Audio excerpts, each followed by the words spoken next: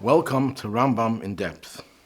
Today's shir will focus on the Rambam Hilchos Milah, Perek Beis, Halacha Daled. Hamol kol zman she'esek b'milah chayzer, bein al tzitzin ha'ma'akvin, bein al tzitzin she'ein ma'akvin.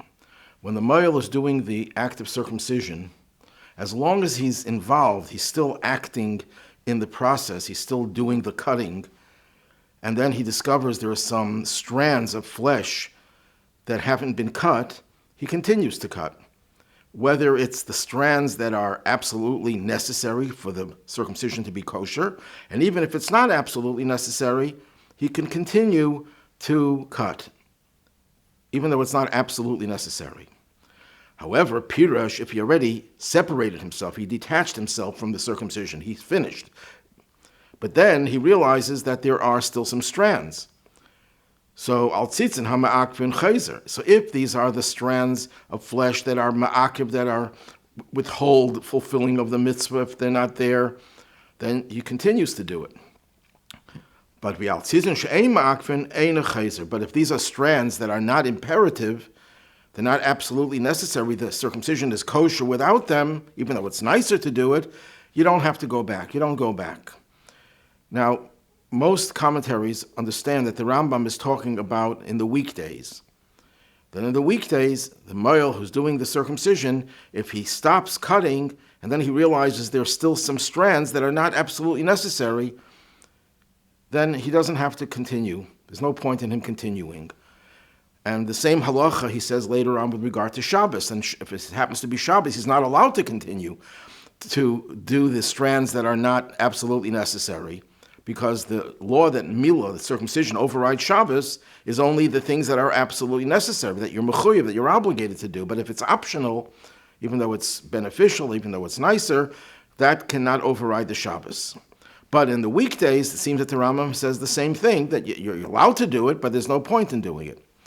The Tur disagrees. The Tur maintains that only on Shabbos are you not allowed to go back to cut the strands that are not absolutely necessary. Because once you did the mitzvah of Milah, there's no reason that you can override the Shabbos. But in the weekdays, you should definitely do it. You should definitely go back to cut off even those strands that are not absolutely necessary. So what is the basis for this dispute? So the Shagas Aryeh, one of the great classics of halacha, and later on the Beis Halevi, another great classic of halacha, a little bit more closer to our generation, was the father of Chaim Brisker. And they both say the same thing, so the Beis Halevi explains it even more, that the Rambam's view is that what's the point in cutting off the strands that are not necessary? Why would you want to do it? Because there's a mitzvah, as the Gemara says in Shabbos, Zeh Keli V'Anvehu. This is my God, and I will glorify him, that I will do things in a beautiful way.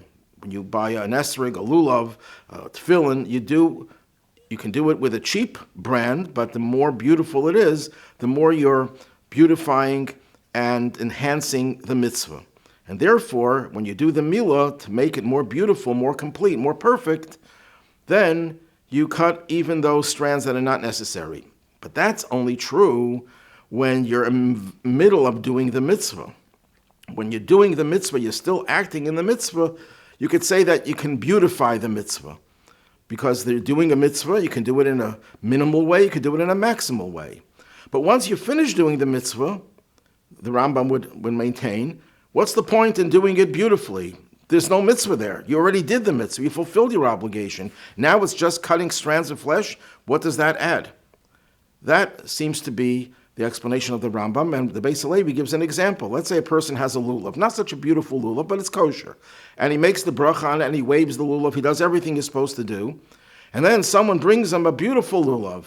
Does it make sense for him to take the lulav and shake it now? What is he accomplishing? It's more beautiful, but you beautify a mitzvah. You don't beautify just things in a vacuum. And that is the Beis Halevi's approach. So then what is the Tur? What does the Tur say? The Tur says you do go back in the weekdays, even though it's not imperative, because the Tur, the Beis Halevi explains, maintains, that the mitzvah of Milah is a continuous mitzvah. You see, the Beis Levi doesn't go into it in such depth. The Rogatchover famously says that the mitzvah of Milah has three parts to it. There's a mitzvah to be circumcised. There's a mitzvah that one should not be uncircumcised. And there's a mitzvah to do the act of circumcision. So even if someone is born circumcised, you still have to do the act. So here too, there's the poel, the act of circumcision. But there's also the nifal, what is accomplished through the mitzvah, that this person is considered to be circumcised and he's not uncircumcised. I know the famous story of King David. The Gemara tells that he was once in the merchatz, in the bathhouse, and he realized that he was naked, that he had no mitzvahs on him. He couldn't wear tzitzis or tefillin. And then he realized that he was circumcised, which proves that circumcision is a continuous mitzvah. It extends beyond the act of the mitzvah. So the Torah therefore says, what do you mean there's no more point in doing the mitzvah in a more beautiful way because you're no longer involved in the mitzvah? You are involved in the mitzvah. You still have the mitzvah of being circumcised. So now the question goes back to the Rambam.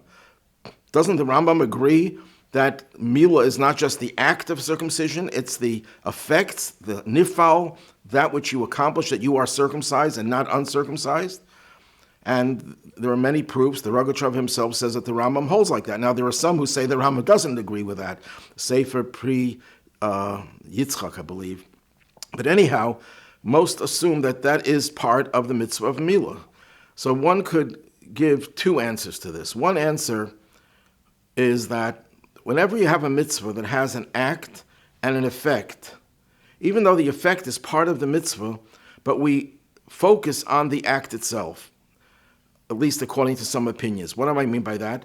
There's a Tosfos in Kedushin that asks a question, why do we need a pasuk, a verse in the Torah, to exempt women from circumcising their sons? It's a time-related mitzvah. Circumcision starts at the 8th day. You only do it during the day, and not at night, and it doesn't continue. So why would women be obligated? It's a time-related mitzvah. And the Rebbe in Likutei Sichos answers, and others answer this as well, that it is not a time-related mitzvah because once you're circumcised, the circumcision lasts for life. That's the effect of the mitzvah, and that never doesn't have any time constraints. But Tosfos doesn't give that answer. What does that prove? It would seem to prove that according to Tosfos, we don't look at the effects of the mitzvah to exempt women if it's time-related and obligate them if it's not time-related. We looked at the act of the mitzvah. If the act of the mitzvah is in a time limited to a certain time, women would be exempted from it. Another example we find, the famous Tshuvas Harashba, why don't we make a bracha on tzedakah? So he says because the ani, the poor person, may not accept it, may decline to accept it. And everyone understands that to mean, at least many of the achreinim explain that to mean that it would be a bracha l'batola. If you say a bracha and you stretch out your hand to give money to a poor person and he says, no, I refuse, that blessing would be in vain. But there are many proofs that say that under those circumstances, it wouldn't be a blessing in vain. So I think there's another explanation. Then I found there are others who say the same thing, that the bracha is not on the kiyum ha-mitzvah, on the fulfillment of the mitzvah, it's on the act of the mitzvah. And since when you give tzedakah, if the poor person doesn't receive it, then the act was not an act of a mitzvah. It was just stretching out your hand. There's no mitzvah attached to it. So therefore, you can't make a bracha because a bracha is only said on an act of a mitzvah. That's why we don't say a bracha if you fulfill a mitzvah with your thoughts, because there needs to be an act of a mitzvah. Same thing over here. Yes, it's true that there are effects of Milah. The mitzvah is fulfilled when you are circumcised, even after the actual act. But what part of the mitzvah needs to be done in a beautiful way? The act of the mitzvah, not the effects. We could argue back and forth about this, but there's a better answer, and it seems that the Rebbe answers it this way. It's hinted in his discussion of the Rambam about two different, the Rebbe divides doing a mitzvah with more beauty into two categories. There's a category that goes on the gavra, on the person. You do a mitzvah, you put on tefillin, you want to put on tefillin in a beautiful way. But then there's also a beauty to the chefza, to the object of the mitzvah. A korban is a holy sacrifice that you're devoting to God.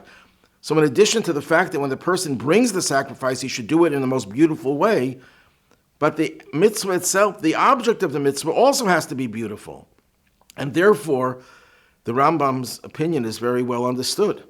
Because when a person does the circumcision and is involved in the act, yes, you have to do it in a beautiful way. But when you're no longer involved in the act, there is no longer an object of the mitzvah. The object is not there. It's the act of the mitzvah that is there that has to be done beautifully. The Torah, on the other hand, holds that it doesn't require that only the act of the mitzvah, but even the effects of the mitzvah, as we said before. But according to the Rambam, who says that you don't have to go back, is because when it comes to circumcision, it's not the same thing as a korban, where the korban has to be beautiful. The circumcision doesn't have to be beautiful. Your performance of the circumcision has to be beautiful. And since there's no longer any performance of the mitzvah, there's no point in going back.